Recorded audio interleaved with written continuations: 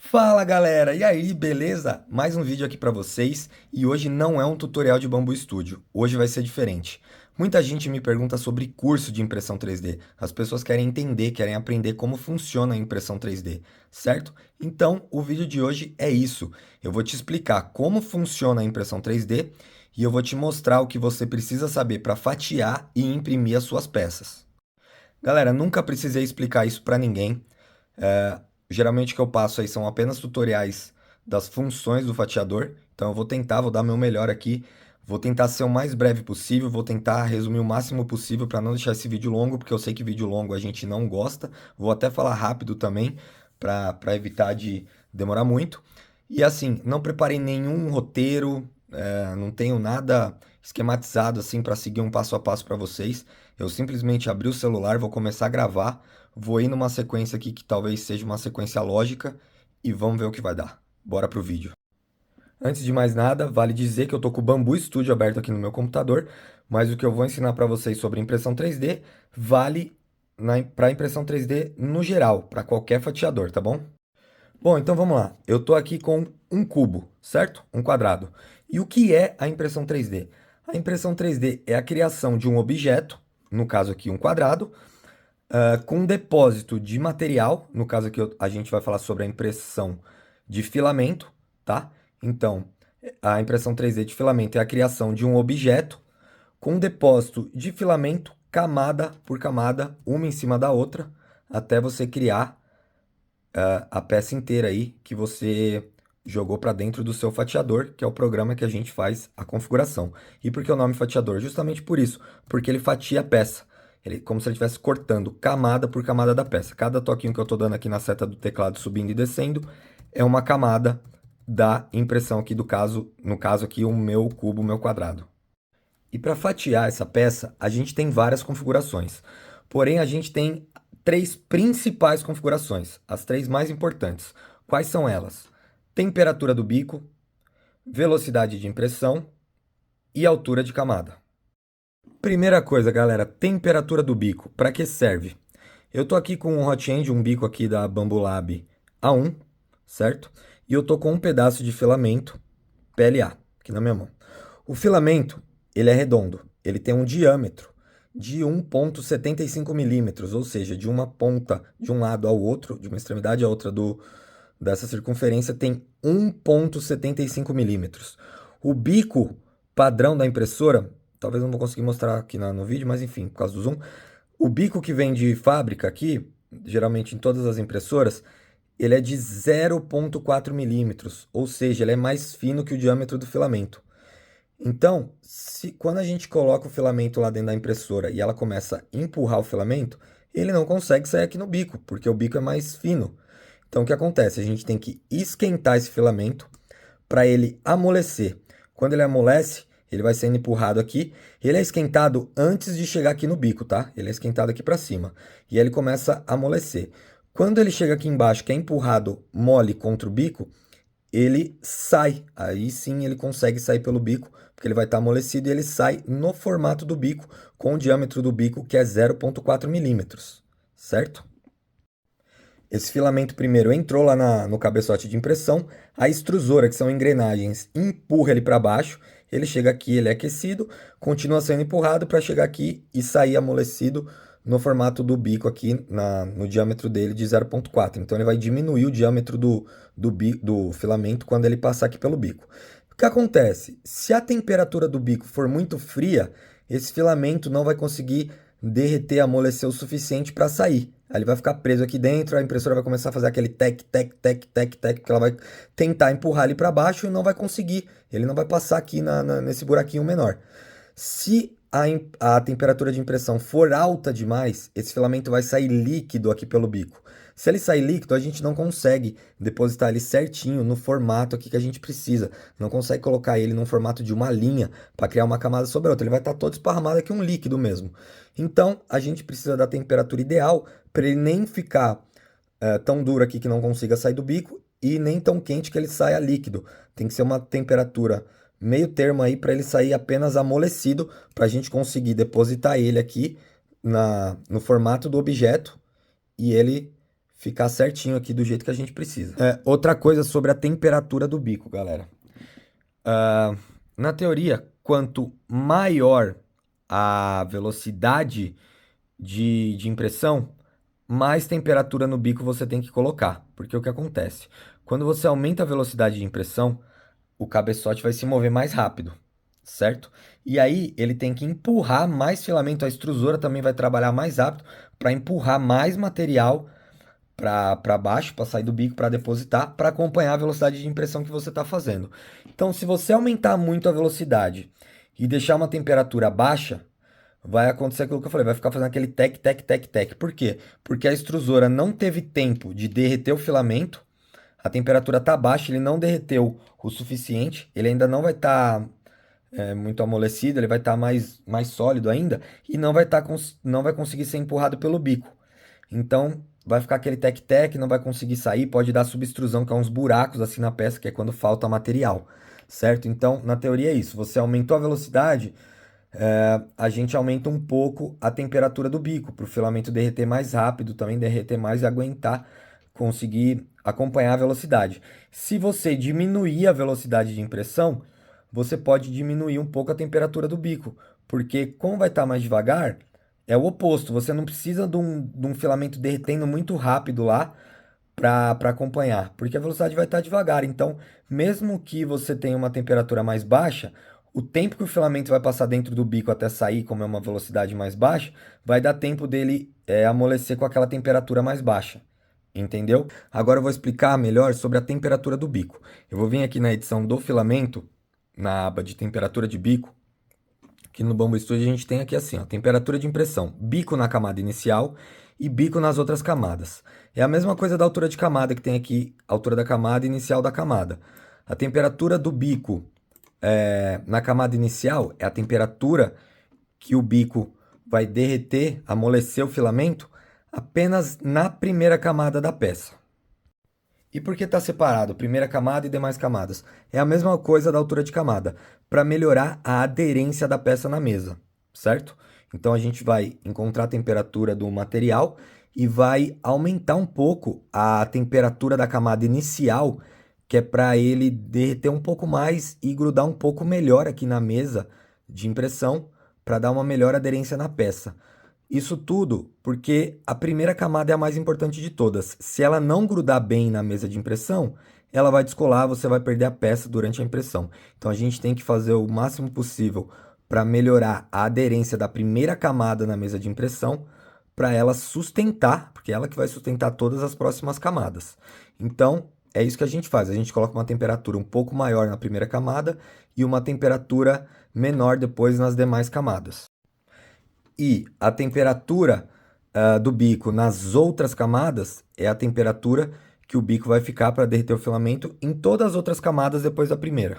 Se você vê que a peça está descolando, você pode aumentar mais ainda. Por exemplo, eu aqui com meus filamentos, eu tenho usado 205 graus em outras camadas e na camada inicial eu tenho colocado 230 para ele ficar mais derretido ainda e grudar melhor na mesa, e tem funcionado, tem dado muito certo para mim dessa forma.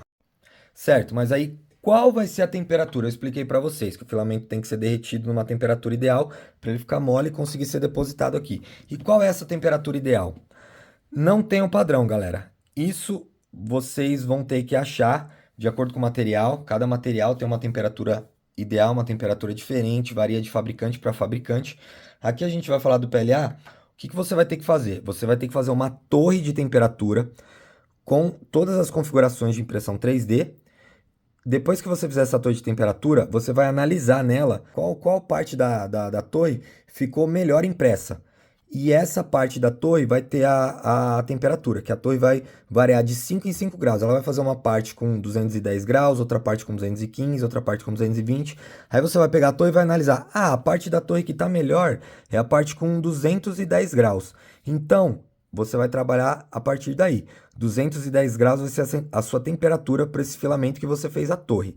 Aí o que você vai fazer? Você vai vir aqui em outras camadas, você vai colocar 210 e aí na primeira camada você pode colocar uns 10 graus a mais.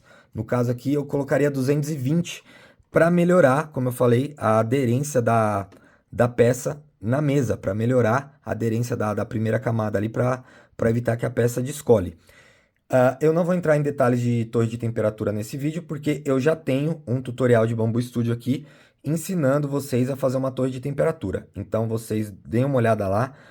Eu já tenho um arquivo próprio para Bambu Studio também para vocês fazerem a torre. Então, vocês façam a torre, encontrem a temperatura ideal, coloca ela aqui em outras camadas, e depois aqui na camada inicial, você aumenta uns 10 graus aqui para melhorar a aderência da peça na mesa, tá?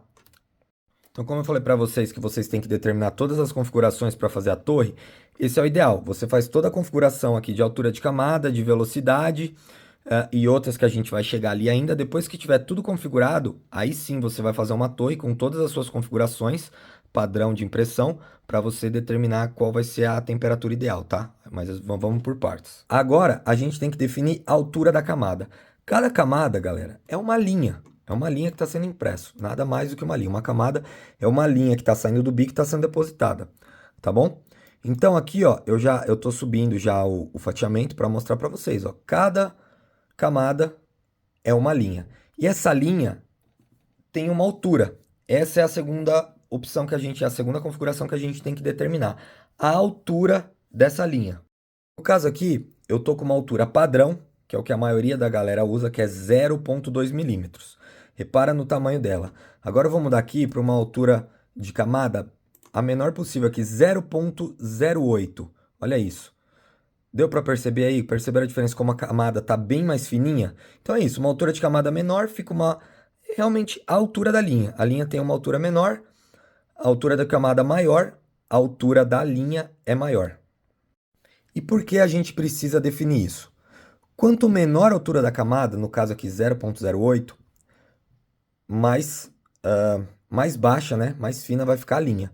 E isso traz mais resolução, mais detalhe para a peça. Faz a peça ficar bem mais lisinha, sem as marcas de linhas aparentes na peça. Quanto menor a altura de camada, mais lisa a peça fica, porque menos linhas você vai ver. Você vai ver menos as linhas aqui, porque ela está muito baixinha, entendeu? Ela está bem fininha. E ao contrário disso, quanto maior a altura da camada, aqui no caso 0,2, ó, como aumentou,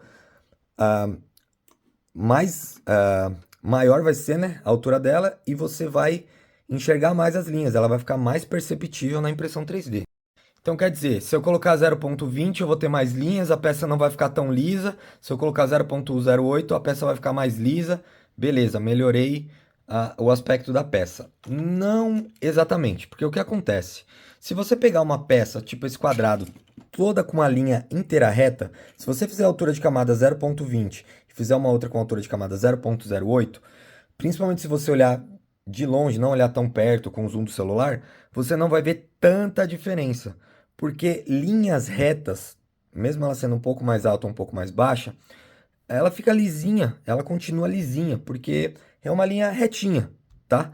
Então, você pode fazer um teste aí, muda um pouquinho, muda. Você vê ela um pouquinho mais lisinha e tal. Se você chegar mais perto, você vê mais as linhas, uma altura de camada maior. Se você chegar mais longe, você vê um pouco menos, né?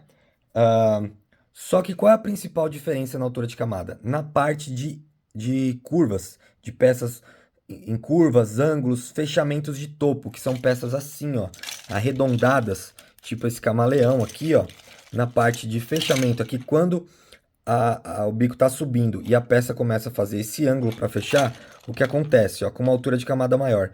Ficam esses degraus, os famosos degraus, estão vendo? Isso não é falha de impressão, isso não é problema da impressora, isso aqui são degraus normais, porque como a linha não está retinha, são ângulos, ela tem que obrigatoriamente fazer isso, acabam acontecendo os degraus. Então, quanto maior a altura da camada, mais degraus vão ter a peça. Quanto menor a altura de camada, menor vão ser esses degraus. Menos degraus você vai ver na peça. Então beleza, 0,08 vai ter um acabamento melhor, vai fechar melhor a peça, vai ter menos degraus, vou só usar ele. Só que o que acontece? Quanto menor a altura da camada, mais tempo leva a impressão. Porque como você vai fazer camadas muito baixas, você vai precisar de mais camadas para completar, no caso aqui, o nosso cubo. Com uma altura de camada maior, você vai precisar de menos camadas para completar o cubo. Então, essa é a grande questão da impressão 3D. Quanto menor a altura da camada, mais tempo a peça leva para ser impressa. Você vai melhorar principalmente essas partes, igual eu mostrei aqui, com curvas de fechamento, vai ter menos degraus, tá? Uma altura de camada menor, só que vai levar mais tempo de impressão. A altura de 0.2 é uma altura padrão para o bico 0.4, tá? Se eu clicar aqui, ó, nas predefinições do Bambu Studio, ele vai mostrar já algumas prontas de 0.08, que é o mínimo de altura de camada aqui recomendada para o bico 0.4 e o máximo é 0.28. O 0.2 é um padrão aí que a galera costuma usar para ser um meio termo entre qualidade, para não ficar com marcas muito visíveis, né? Não ficar tanto degrau na peça.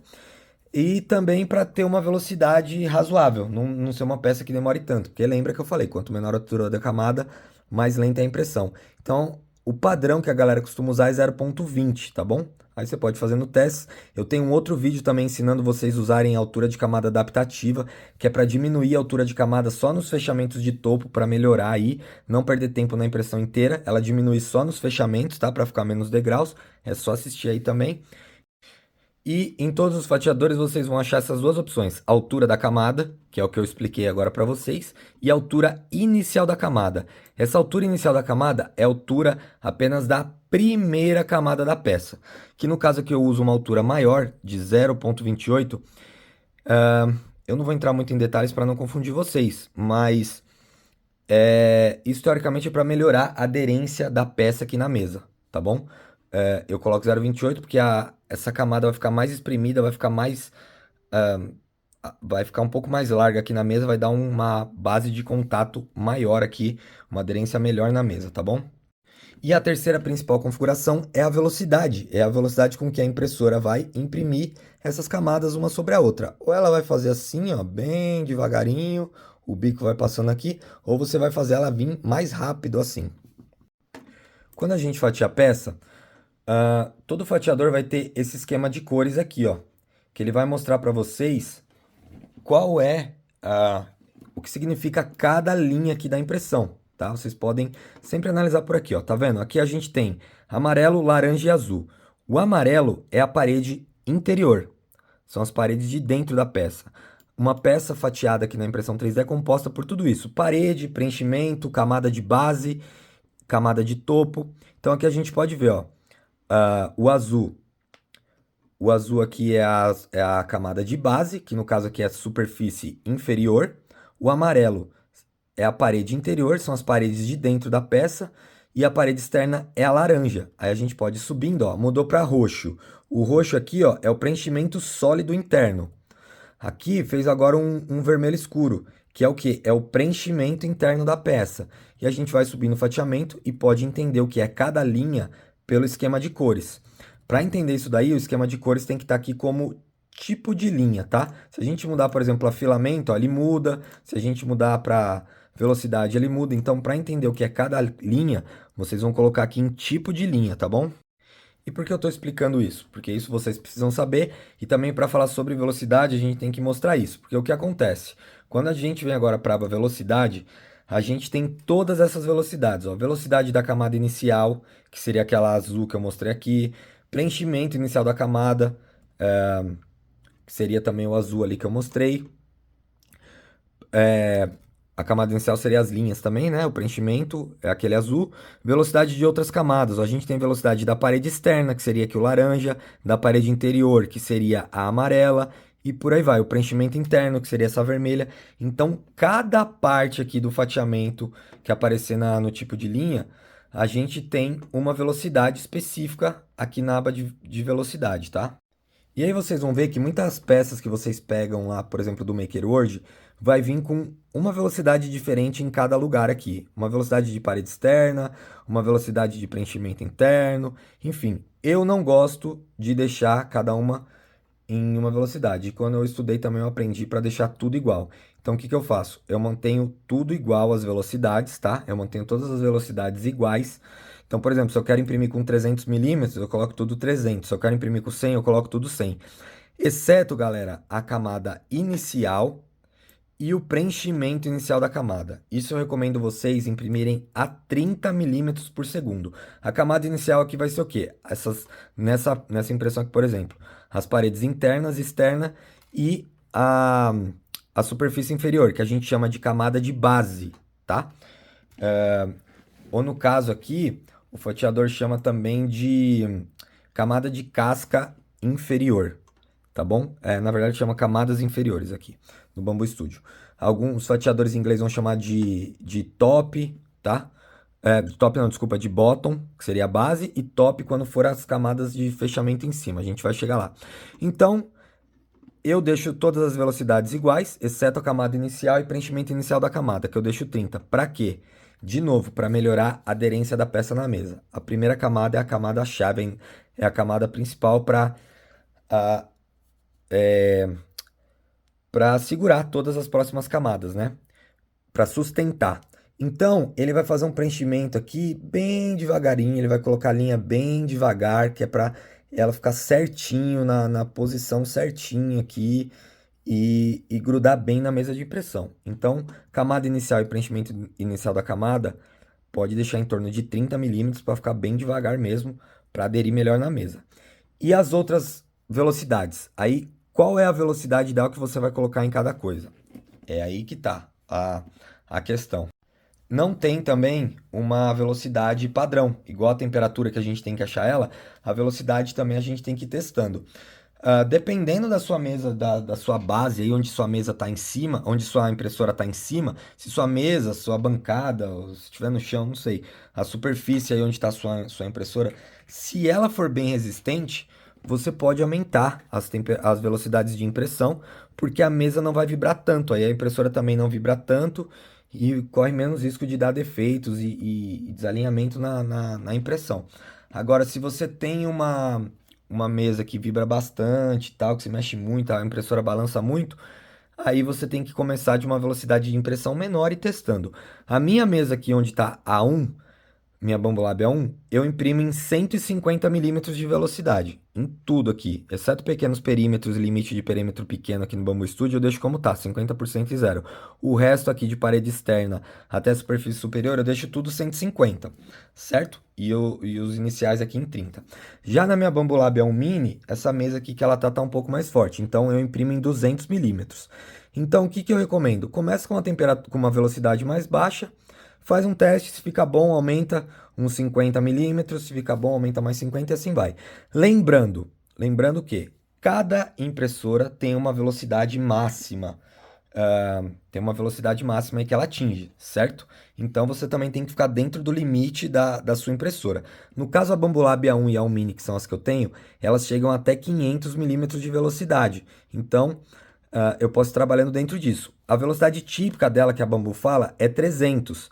Então, aqui o que que eu faria? Eu começaria com 100, se você vai testar, começaria com 100 e se der certo vai aumentando de 50 em 50 até uns 300, entendeu? E assim vai indo. Então você vai ter que ver qual é a velocidade máxima da sua impressora e fazendo testes, tá?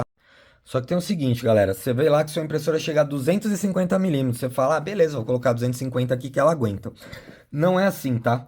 As impressoras falam qual é o valor máximo que ela consegue imprimir, mas geralmente elas conseguem um pouco menos da metade, tá? As impressoras mais antigas aí, que chegam até 150, 180 milímetros, a galera imprimia aí em torno de 40, 50, 60 milímetros estourando, tá? Tipo, eu tive uma Ender 3S1 da Creality, que ela chega acho que o máximo 150, eu imprimia a 40, 60, e 60 já não ficava muito bom. Então, como eu disse, a Bambolab chega a 500, a própria Bambu fala que a velocidade típica é 300. Então, você tem que fazer no teste, tá? Pega um pouco menos da metade do limite da sua impressora para começar a fazer testes. As impressoras, como eu disse, mais antigas, que chegam até 150, o pessoal trabalha nessa faixa aí, de 40 a 60 milímetros, chutando alto, tá bom? Agora, galera, a gente falou das três principais configurações: a altura de camada, velocidade e temperatura do bico. Agora a gente vai falar sobre a temperatura da mesa. A placa da impressora, a mesa dela, né, a parte onde fica a placa, ela também aquece. E para que serve isso? Também para melhorar a aderência da peça na mesa, certo? E é a mesma coisa da temperatura do bico. Cada filamento tem uma temperatura de mesa recomendada. Para o PLA, o pessoal costuma trabalhar na faixa de 60, tá? De 60 graus. Se eu entrar aqui na edição do filamento, lá onde estava a temperatura do bico, ó, vai ter aqui placa P texturizada. mesma coisa, a temperatura da camada inicial e a temperatura das outras camadas. Eu, galera, uso aqui 70 graus na primeira camada, depois quando começar as próximas, ela vai diminuir para 65. Tentando resumir também, que acho que não adianta eu entrar muito em detalhes disso, para não confundir, mas assim, é bom começar com uma temperatura e depois diminuir um pouco, para diminuir a contração da peça. A peça, quando começa a resfriar, ela começa a se contrair, meio querendo que puxar a parte de baixo assim para cima. Se a primeira camada tiver as primeiras camadas que estão em contato com a mesa estiverem muito quentes, é mais fácil das camadas de cima que estão esfriando contrair e puxar essas primeiras camadas para cima, descolar a peça. Então a gente esfria a mesa depois da primeira camada para diminuir essa contração, esse estresse aí entre as peças. E aí assim, eu uso 70 na primeira camada e 65 nas demais. Muita gente fala por aí que 70 já é uma temperatura alta que vai fazer o material descolar em vez de colar. Pode ser que com as configurações que eu uso aqui, essa temperatura de mesa não está sendo determinante para fazer a peça colar. Mas eu estou sempre usando assim, sempre deu certo, então eu não mexo nisso. Eu estou deixando sempre 70 porque aqui dá certo, as peças não descolam, então eu deixo assim. Se vocês quiserem seguir um padrãozão mais geral aí que a galera usa, vocês podem colocar aqui 65 e 60 aqui nas outras camadas, ou 60 aqui e 60 nas outras camadas, tá? Para PLA, galera, é basicamente isso. Esse aqui não precisa ficar adivinhando muito, tá dentro desse padrão não. E aí outra coisa que eu recomendo pro PLA, tá? Aqui na aba resfriamento no Bambu Studio, aqui eu não sei como é em outros fatiadores. A gente tem aqui sem resfriamento para o primeiro, o padrão vem aqui uma camada. Eu deixo 3 aqui para não resfriar as 3 primeiras camadas do PLA, ou seja, o ventilador do lado do cabeçote de impressão tem um ventilador que vai resfriando a peça. Que foi um detalhe, desculpa que eu acabei esquecendo de falar também. Quando o bico esquenta, amolece o filamento e deposita ele na mesa de impressão, ele precisa ser resfriado, porque a camada que vem por cima, ela tem que ter uma base sólida e dura de filamento embaixo para ele poder ser depositado em cima. Se você tiver uma camada mole, quente ainda, toda molenga, e você depositar outra camada molenga mole em cima, vai ficar tudo desnivelado, tudo bagunçado, não vai dar certo. Então, você tem que ter certeza que a camada de baixo, né, tá totalmente resfriada, já dura, sólida, para receber a próxima camada, certo? Então, o que acontece? Ah, eu deixo para não resfriar nas 3 primeiras camadas, o ventilador vai ficar desligado, que daí é para dar uma aderência melhor uma consistência de aderência melhor na mesa de impressão e não ter tanto esse problema do estresse aí, da contração das peças de cima, puxar as camadas de baixo. Vão ser 3 camadas sem resfriamento, 3 camadas mais quente ali e tal, então vai ser mais difícil da peça contrair e puxar tudo isso para cima. Então, a gente deixa aqui, eu deixo sem resfriamento para as 3 primeiras camadas no PLA. E aqui no ventilador, ó, que é aqui que a gente escolhe no Bambu Studio, eu vim na edição de filamento e resfriamento, eu deixo 100%. Aqui vem 60 e 80. Eu deixo 100%, justamente como eu expliquei agora para vocês. Para ele resfriar bem aquele material que está sendo depositado, para ele ficar sólido o mais rápido possível, para receber a próxima camada que vem por cima. Galera, como eu disse, eu não preparei um roteiro, nada, então às vezes eu esqueço de uma coisinha.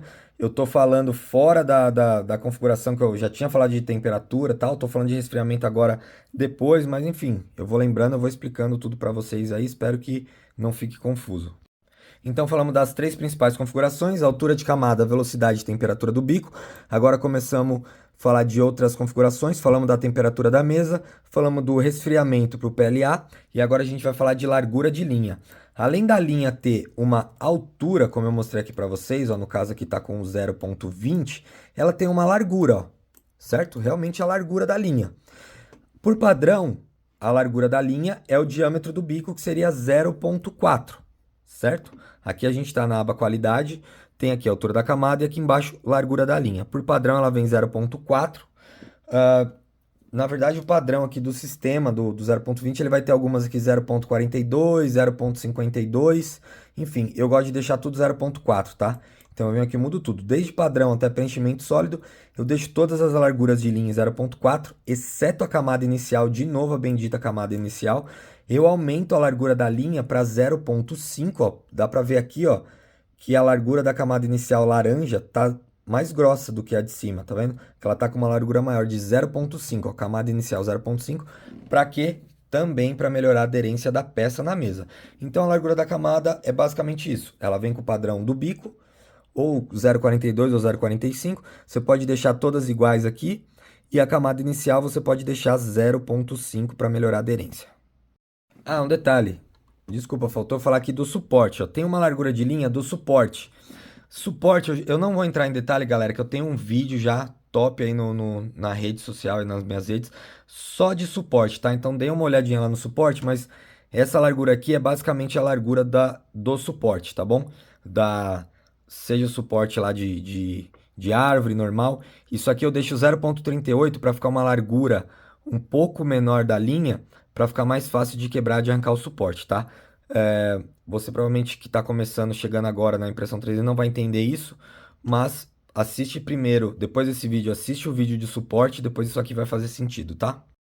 Depois, galera, uma outra configuração que a gente usa aqui seria a costura. Eu também tenho um vídeo já explicando sobre costura aí no Bambu Studio, eu não vou falar de novo sobre isso, senão vai ficar muito grande.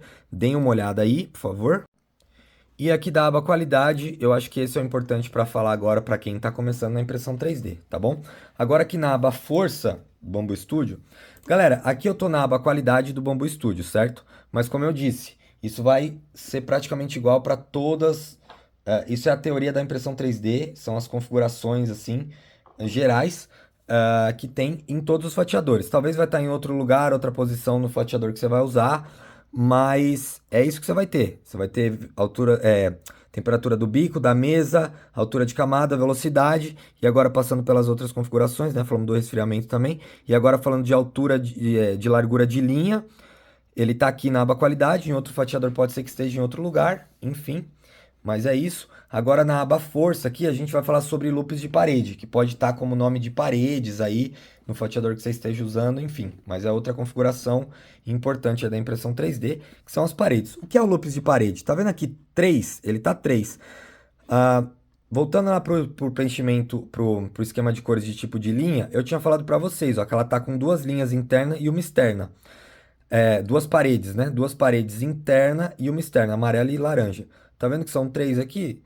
Isso aqui nada mais é do que as paredes da peça. A gente colocou para ter três, tem três paredes aqui. Ele cria paredes internas e externa, tá?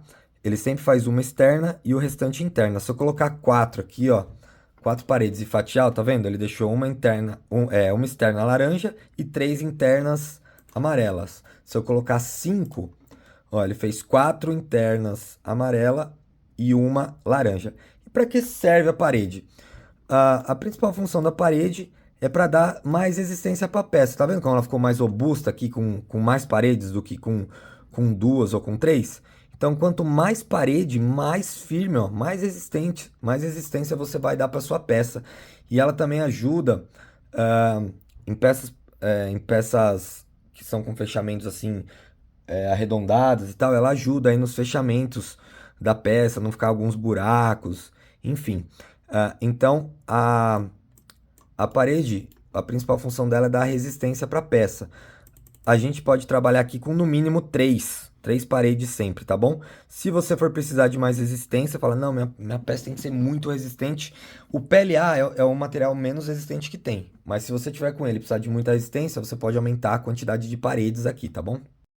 E aqui, ó, depois, vem o que eu tinha falado para vocês, que aqui no Bambu Studio ele chama de camadas de casca superior e camadas inferiores.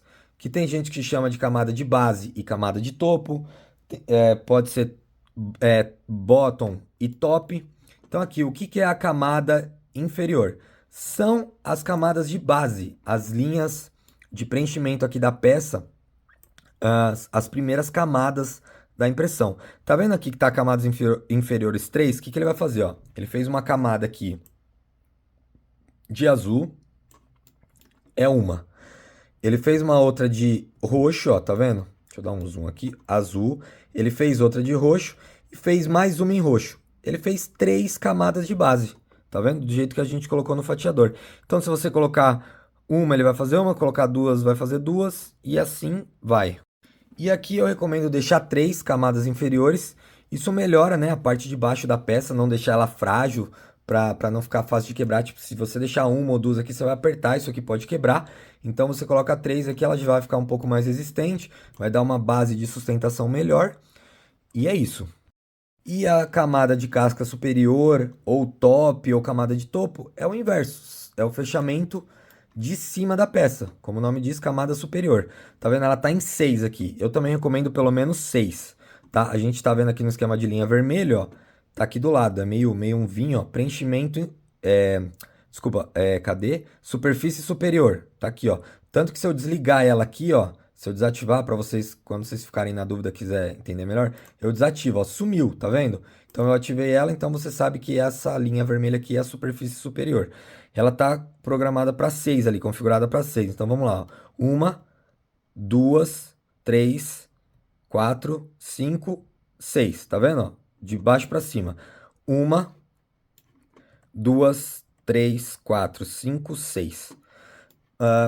Eu recomendo 6 porque quanto mais camadas de topo, melhor fica o fechamento da peça. Principalmente, galera, se você tiver pouco preenchimento interno da peça, tá? A gente vai falar sobre o preenchimento, ó, que é essa parte vermelha aqui de dentro. Ela serve para sustentar partes de dentro da peça que ficam flutuando, ó. Tá vendo essa linha azul aqui, ó? Ela tá sendo impressa aqui dessa forma. E aqui, ó, tem um vão. Ela vai ter uma parte dela impressa nesse vão, que não tem muito preenchimento. Então, isso pode fazer a linha ficar meio arredondada, meio embarrigada aqui dentro. Então, essa primeira camada aqui de cima talvez não vai ficar muito boa. Depois a de cima vai ficando mais retinha. A próxima vai ficar mais reta ainda, que já vai ter mais apoio. E assim vai. Então, quanto menor o preenchimento aqui, ó, quanto maior o buraco para sustentar essa peça, mais camadas de topo você coloca para ficar melhor o acabamento final delas. Agora, se você aumentar o preenchimento aqui dentro, tiver uma área de apoio aqui de base maior, você não precisa colocar tantas camadas superiores, tá bom? Por padrão, eu deixo aqui 6 superior e 3 inferior, tá? E aqui ainda a gente tem densidade de preenchimento esparsa, que é o preenchimento. A gente popularmente fala preenchimento, algumas pessoas chamam no inglês, que é o infill, tá? Que é justamente isso que eu estava mostrando aqui dentro, ó. Essa parte aqui. Eu tô aqui com 5% de retilíneo alinhado, tá vendo? Ele faz esse desenho. Tem vários desenhos aqui, tá? Vários formatos. Eu já vou dar uma dica, adiantar, que foi uma dica que eu passei essa semana pra galera, que eu fiz uns testes aqui, e o retilíneo alinhado é o melhor preenchimento aqui para o bico não ficar raspando na peça. Alguns outros preenchimentos aqui, o bico acaba raspando às vezes quando ele está imprimindo, porque às vezes ele passa em uma linha, são preenchimentos cruzados, ali imprime uma linha, depois passa em cima de outra linha já impressa. Então a dica aqui é o seguinte, usa o retilíneo alinhado. Se você quiser mais resistência, você usa o preenchimento colmeia, que também vai evitar do bico raspar, tá bom? O preenchimento colmeia leva mais tempo de impressão, então se não precisar de tanta resistência, coloca o retilíneo. Aí eu deixei 5%. Olha o que acontece se a gente colocar aqui 50%. Tá vendo, ó? Encheu, tem bem mais preenchimento. Então aqui as camadas de topo vão ter mais sustentação, não precisa colocar tantas. Tá vendo, ó? Aí vamos dizer, eu coloco aqui 30%. Ó, tá vendo? Diminuiu, ficou com mais buraco. E assim vai. Quanto mais preenchimento, o preenchimento serve para segurar as camadas de topo aqui dentro, as camadas de topo aqui dentro da peça. Algumas geometrias diferentes vão ter algumas partes aqui de superfície superior, preenchimento sólido interno. Então vai precisar de um suporte aqui dentro. Isso aí é como se fosse um suporte aqui dentro para camadas que estão sendo impressas aqui na parte interna da peça. Isso a gente chama de preenchimento, tá? Então, o que vocês precisam saber é que quanto mais preenchimento aqui, mais tempo de impressão, tá? Melhor fica o acabamento das camadas superiores, tem mais suporte aqui para as partes internas da peça, só que leva mais tempo de impressão, tá? Por padrão, eu deixo 5%. E aí, como eu falei, por isso que eu deixo 6 camadas de topo, às vezes pode até precisar de um pouco mais, dependendo da peça, tá? A gente vai analisando caso a caso aqui, como são linhas só linhas retas, que não vão ficar nada flutuando aqui nesse buraco, nenhuma linha flutuando aqui, 6 camadas de topo tá bom, 5% de preenchimento também tá ótimo. E o preenchimento também ajuda a dar mais resistência para a peça, tá? Assim como quantidade de paredes, quanto mais preenchimento aqui, mais resistência a peça vai ter. Como eu disse, se você quiser resistência, usa o colmeia, tá? Aqui é só isso que eu vou falar para vocês. Na aba velocidade aqui, a gente já falou. Aqui no Bambu Studio tem essa opção aqui de desacelerar para saliências. O que acontece? Tem partes da peça que são mais delicadas, ela tem uns ângulos, enfim, são partes mais complicadas que não dá para a impressora correr tanto, senão ela não vai conseguir depositar o material certinho. Então, isso aqui faz a velocidade diminuir em partes assim mais delicadas. Eu deixo ativado aqui, deixo o padrão do sistema, não mexo nisso, tá? Aqui tem a velocidade de deslocamento, que é a velocidade que o cabeçote de impressão faz se movimentando de uma parte da outra da impressão sem estar depositando material, tá? Porque, por exemplo, ela imprime essa linha aqui, terminou aqui, ela se movimenta para lá para começar a imprimir a segunda camada lá. Então, esse deslocamento do cabeçote sem estar imprimindo é o deslocamento. É a viagem aqui no caso, tá? Eu deixo isso, aceleração, tudo padrão do sistema. Daí aqui a gente tem a aba de suporte, como eu disse para vocês, eu tenho um vídeo já completo explicando todas as funções aqui de suporte para vocês. Eu recomendo então vocês assistirem esse vídeo, tá? Não vou falar sobre ele aqui para não se estender mais. E aqui na aba outros, outra coisa que a gente vai colocar, ó, voltas da saia e altura da saia. Eu coloco 2 voltas e uma altura. O que que é a saia? É essa linha aqui que muita gente pergunta também, que é feita em volta da impressão. Aqui eu coloquei 2 voltas, então ela faz uma linha, depois faz outra linha, faz 2. E uma altura, é uma camada só. Se eu colocasse tipo 10 de altura aqui, ela ia fazer, ó, quer ver? A altura da saia, eu vou colocar 10, ela vai fazer 2 voltas em 10 camadas, tá vendo? Ficou alto aqui, ó. Então eu só coloco 2 voltas em uma camada, que isso é para quê? É para o começo da impressão ficar já equalizar o fluxo certinho ali do bico, e tal, né? E se ficar algum resíduo, alguma sujeirinha no bico do filamento, em vez dele começar já imprimindo na peça, ficar alguma parte aqui pendurada de filamento, algum resto, estragar a peça, ele já deixa aqui nessa aba. Já aconteceu algumas vezes, tá? De ficar algum resíduo no bico, algum resto de filamento. E daí, se eu não tivesse a saia, ia estragar a peça. Então, na saia ele fica aqui. Às vezes ficam uns fiozinhos aqui, mais grossos de filamento. Então, eu sempre deixo 2 voltas com uma altura, tá? Outra coisa que tem na impressão, tá? Aliás, essa saia pode ter outros nomes por aí, tá? Pode ter o nome de skirt, tá? E aqui outra coisa que tem muito na impressão 3D também é o brim. Aqui no caso tá sem. Se eu colocar o brim aqui, ó, por exemplo, apenas brim externo, o que que vai acontecer? Ele cria essa área de contato maior colada aqui na peça. Ele tem um vãozinho aqui, ele não tá totalmente colado na peça, ele tá um pouquinho de distância, mas a peça ainda tá nele. Isso aqui serve para peças bem pequenas, peças fininhas que não estão colando na mesa de impressão. A gente coloca esse brim para aumentar a área de contato dele na mesa, tá vendo? Esse cubo aqui aumentou a área de contato dele, além do cubo, para o brim aqui, para toda essa parte azul. Então ele tem uma superfície de contato maior na mesa. Então quando você tiver alguma peça bem pequenininha, que ela não estiver colando na mesa, você coloca o brim, que é para dar uma área de contato maior da peça com a mesa para tentar melhorar a adesão dela. Eu recomendo vocês colocarem aqui apenas brim externo e aqui no Bambu Studio eu deixo o padrão mesmo. A largura do brim é 5, seria essa largura aqui da peça até a extremidade do brim, 5 milímetros, e a lacuna, que é a distância aqui entre a peça e o brim, não vai dar para ver aqui, ó, deu para ver aqui bem pequenininho, tá vendo? Tem um buraquinho entre eles. Essa lacuna de 0,10 milímetros. Eu também deixo assim que assim tá suficiente. Galera, então a gente começou falando sobre as 3 principais configurações da impressão 3D. Depois eu passei por todas as abas aqui do Bambu Studio, mostrando para vocês também as principais de cada uma, o que eu uso aqui o que é o padrão para configurar, que é o geralzão de todos os fatiadores também. São essas coisas que vocês vão ter que configurar, tá? Então, recapitulando, temperatura do bico, temperatura da mesa, altura de camada, velocidade de impressão. Aí a gente teve aqui o resfriamento também da peça, teve a largura da linha, a costura, eu expliquei em outro vídeo, como eu disse para vocês. A gente teve também a quantidade de paredes, as camadas de base e topo, o preenchimento, as velocidades, né? Velocidades iniciais e velocidades de todo o resto da impressão, que eu mantive tudo igual. O suporte, eu já tenho outro vídeo também, como eu falei para vocês, explicando. E na aba outros, a saia e o brim. Galera, isso é é o geralzão assim da impressão 3D. Vai servir para todos os fatiadores. Eu mostrei aqui no Bambu Studio, nas abas específicas, cada função aqui pode mudar. Num outro fatiador pode estar com outro nome, pode estar numa aba diferente, pode estar num lugar diferente para clicar.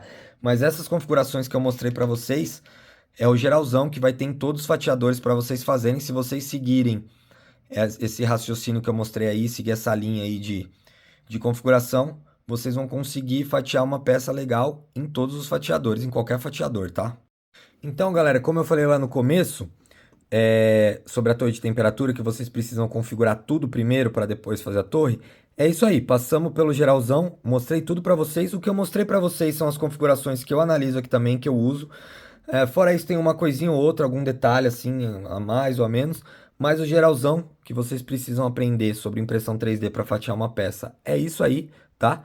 E aí o que que vocês vão fazer? Vocês vão fazer toda essa configuração, tudo isso que a gente abordou aqui. Depois de fazer tudo isso, todas essas configurações aqui de altura de camada, largura de linha, parede, camada de topo, camada de base, preenchimento, velocidade, vocês podem assistir o vídeo lá de torre de temperatura que eu tenho aí. Aí, com essas configurações já determinadas, vocês vão imprimir a torre para achar a temperatura ideal de bico para o filamento que vocês estão usando. Fechou? Então, o recomendado é você pegar uma configuração, já deixar salvo uma configuração padrão aqui e fazer a torre baseado nela.